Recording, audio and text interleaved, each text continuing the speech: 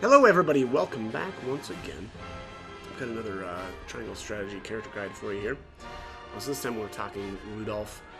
I really like Rudolph. I actually went with the Rudolph path my first pass through the game, so I chose Rudolph over Corentin. I do really like Corentin, and sometimes I question whether or not that was the way to go, but I really do like Rudolph. There are definitely times where I'm like, oh yeah, I mean, probably any time a slumber shot actually lands, I'm like, oh yeah, that's why I like Rudolph again. So, he actually is also very, very strong. He does a lot of damage, especially early on in the game, like right when you first get him. He pays for that by having kind of like reduced arrow, reduced range in comparison to the other archers in the game. So yeah, it's like he better have more damage if his range isn't quite as good. But as far as accessories, I actually had a what was that one? I had the black anklet on him for a while. So that's the one that gives you a bunch of stats. It's like 3 strength, 3 physical defense, magic attack, and magic defense. But you take a little bit of damage every turn. And then I paired that actually up with the, I think it's called the red scarf, if I'm remembering correctly. And that's the one where anytime you get a kill shot, you restore a little bit of health. That actually worked out pretty well. But I feel like at a certain point it got a little annoying. I just, taking the damage from the black anklet was a little bit annoying, and I actually swapped that over to Decimal because Decimal is a beast, and basically anytime I was using Decimal, I was using Medina as well, and so it was always really easy to keep Decimal topped off. Whereas Rudolph oftentimes was kind of off on his own, or kind of doing his own thing, or up above like on a rooftop or something, because I light waved him up top there. But anyways, as far as my accessories, so at the end of the game here, and this is kind of it was kind of for a while that I did this. I had him equipped with a strength bracelet. Actually, I think I had him equipped with some sort of strength accessory almost the entire game. Again, other than like the black anklet, which I think I would still consider a strength accessory anyways. But anyways, this one says increases strength by 3 and grants immunity to instant death. I really didn't equip it for the immunity, and I don't even know what bosses or anything use instant death, if any. I can't really remember off the top of my head, so that aspect of it isn't important, but I just wanted to get more damage out of him. And then on top of that, I've got the accuracy bracelet here, so it says increases accuracy by 5 and grants immunity to blindness. Generally, all of the archers, I gave them some sort of accessory that actually increased accuracy because I wanted them to hit. Aside from Archibald and Trish. Wow, I just drawn a blank there. I wanted, I shouldn't say that. Huet and Rudolph really need to be landing their hits because they're not usually just dealing damage. A lot of times I'm counting on them to do some sort of crowd control. In Rudolph's case, it's trying to sleep. In Huet's case, either blinding or immobilizing. And so I wanted to make sure that they were at least hitting so that they could, attempt, because sleep isn't 100%, right? Even though you hit, you've only got usually about a 60% maximum chance on level to sleep the enemy. So again, I wanted to make sure that I'm actually connecting first of all, and so I was boosting up the accuracy to make sure that happens. But anyways, as of right now, I actually do have a buff from Julio. I actually don't know how much strength that's adding, but it's a moment of truth. So again, I'm not really sure actually now off the top of my head what his base strength is, but it's pretty good. And as I was saying earlier, he does really, really good damage, especially if you want to just compare him to like Huet. His weapon does more damage. His straight shot is brutal, 361 power. It's not as easily usable, right? You've got some height restrictions there, and then range. Also, he doesn't arc this arrow. It's literally a straight shot, so that can be a little bit difficult to actually use this, but when you can, it hits really, really hard. Let's see here. Next up, physical defense. Middle of the road, not bad, not really great. but pretty okay. Magic attack, I never really threw any, you know, fire stones or ice stones with him, so never really found his magic attack to be all that important. Yeah. Magic defense, pretty middle of the road as well. Not, you know, great, but also not like, you know, tank level bad. So yeah, not so bad. And then luck 25, again, pretty middle of the road when it comes to luck. You're not going to be getting, you know, crits with him constantly, but, you know, every once in a while you'll get lucky. Accuracy at 58. Again, I'm actually adding 5 to that, so his base is 53, which, you know, okay, but I really wanted to make sure that he's actually hitting things, so that little bit of extra accuracy is always nice. Speed is 26, so not bad. A little bit, you know, slightly above average, but not amazing. Not like blazingly fast by any means, but, you know, not so bad. Evasion, middle of the road, not too bad at a 46, but, you know, you're not going to be counting on this guy to evade anything. His jump is 3, which is actually really solid.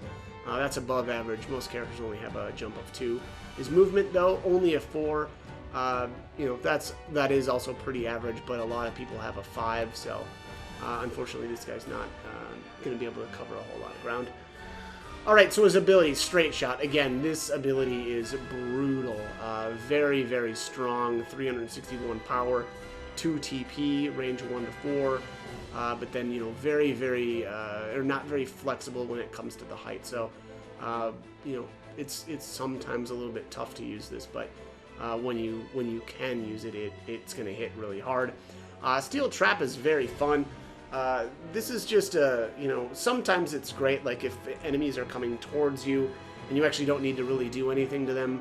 You can throw a trap down and make sure that they're not able to take any actions. And that's the great thing about the steel trap, is once the enemy stops or gets caught in this trap, they are done. They can't act anymore after that. They are done for that turn. So very effective against bosses. Very effective in corridors where you know enemies are going to be walking. Sometimes the AI is pretty cheap and will definitely walk around them.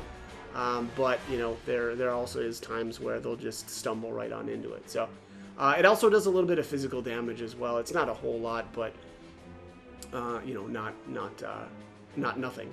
And then it says up to 3 traps can be set. It's pretty rare that you're going to be able to throw out more than, you know, a couple of traps, but, you know, sometimes it can happen. Fight or Flight increases your movement by 1 when enemies nearby. I mean, this is okay, right? But I don't know. There's a lot of passives that I value a lot more than this. But again, it's one of those deals where, okay, cool, I guess.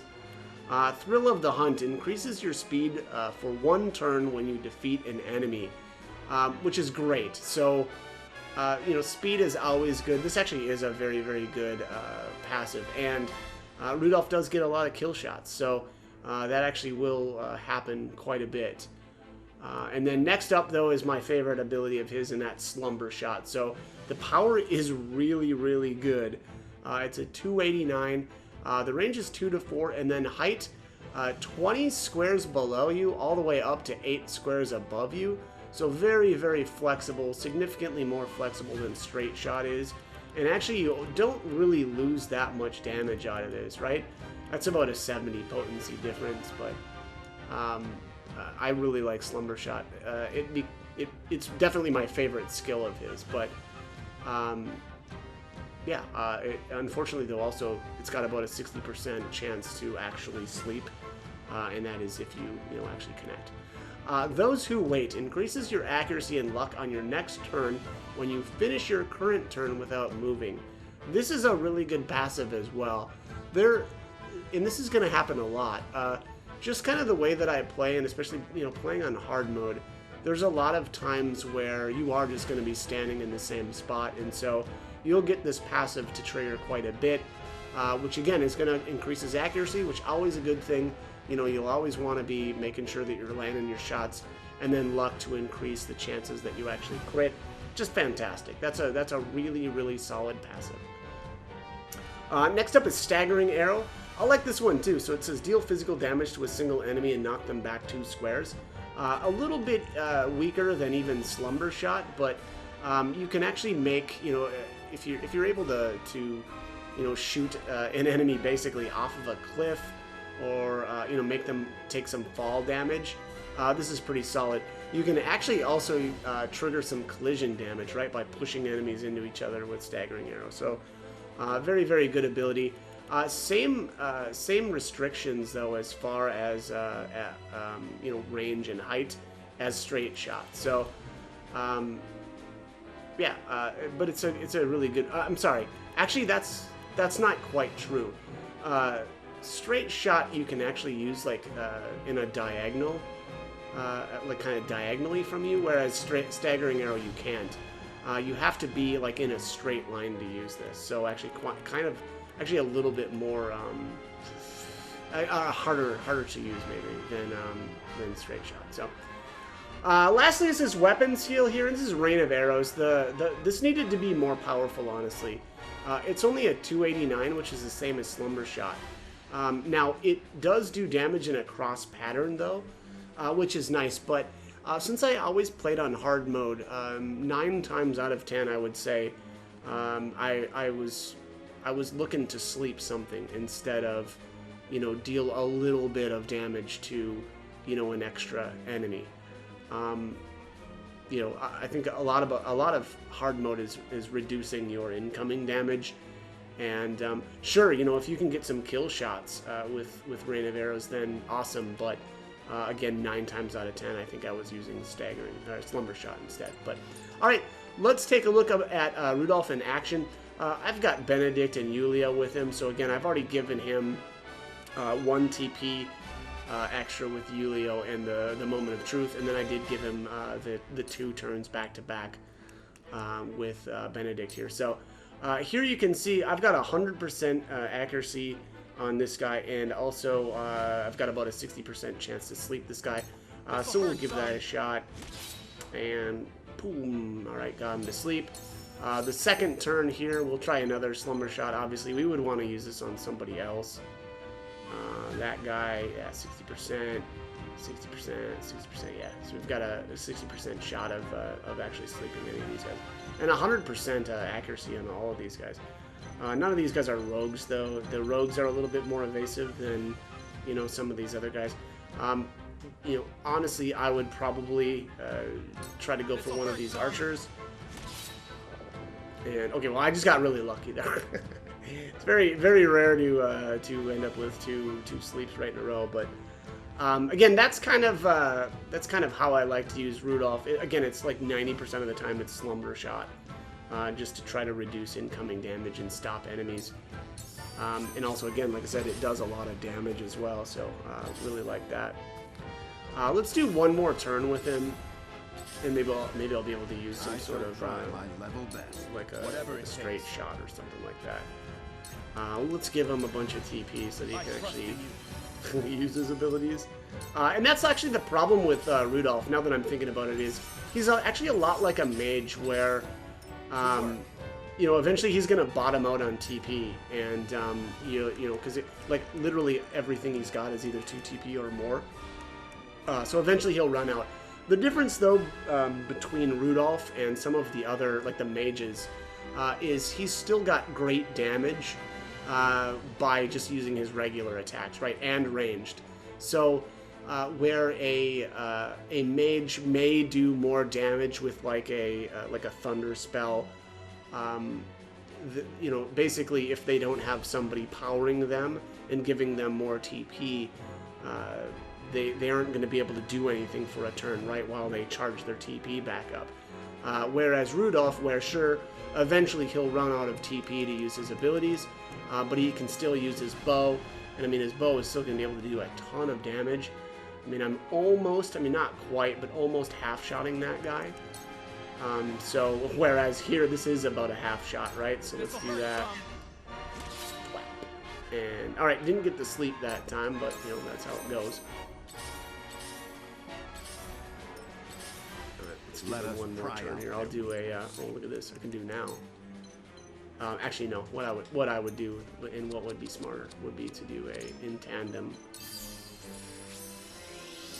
and a 2 full turn. We must move fast. We must move fast. Let's go then. All right, let's do a fleet-footed too, just because I wanted to. I'll be of whatever. I want to do that staggering arrow here. So all right, I'm gonna stagger arrow this guy right here. Just gonna shoot him right in the face, and we'll push him back and into that cavalry guy. Hold still. Whap. So there you have it. Clash damage. Again, if they would have been, or if I would have moved to his side, I could have pushed him maybe off the edge, depending on where he was standing. But I don't know. I really like Rudolph. He was definitely my favorite archer for a while. I just have to be honest though, as much as I love him, he's not quite as good as some of the other ones, especially like Archibald. But Archibald's just got such phenomenal range. It's hard to really stack him against anybody else, right? But again, I love the archers in the game. Trish, maybe probably my least favorite, but Rudolph actually has some good, crowd control. Huet as well, and then Archibald is just a psycho killer. But yeah, so I used Rudolph. Especially my first pass through the game, I used him in almost every single battle. His ability to sleep is just, phenomenal.